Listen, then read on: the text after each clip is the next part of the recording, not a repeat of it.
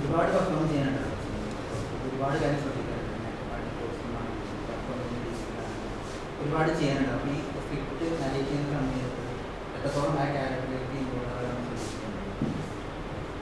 First of all മജൂക്കയുടെ സിനിമയെന്ന് പറഞ്ഞപ്പോൾ തന്നെ എനിക്ക് ചെയ്യണമെന്ന് അതിയായ ആഗ്രഹമുണ്ടായിരുന്നു. കാരണം അപ്പൻ എന്ന സിനിമ എനിക്ക് വളരെ പ്രിയപ്പെട്ട സിനിമയാണ്.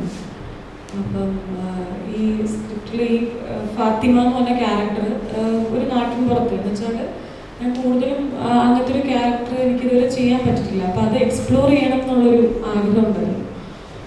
ആ ക്യാരക്ടറിന് ഭയങ്കര ഇമ്പോർട്ടൻസ് ഉണ്ട്. കാരണം ഇപ്പോൾ ഈ പോസ്റ്റേഴ്സിലൊക്കെ കാണുമ്പോൾ നമുക്ക് മനസ്സിലാവും, ഞാൻ കുറച്ച് വണ്ണം വെച്ചിട്ടുണ്ടായിരുന്നു ഈ ക്യാരക്ടറിന് വേണ്ടിയിട്ട്, ഒരു 8 kgs കൂടിയിട്ടുണ്ടായിരുന്നു.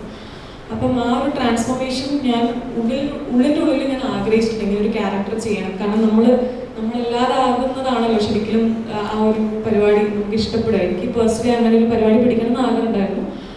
അതേപോലെ 3 മാസം മുന്നേ തന്നെ എന്നോട് വിളിച്ച് പറഞ്ഞിട്ടുണ്ടായിരുന്നു, ത്രെഡ് ചെയ്യരുത്, വാക്സ് ചെയ്യരുത്, നാട്ടുമ്പുറത്തുള്ള ആ ഒരു പരിപാടിയാണ് വേണ്ടത്.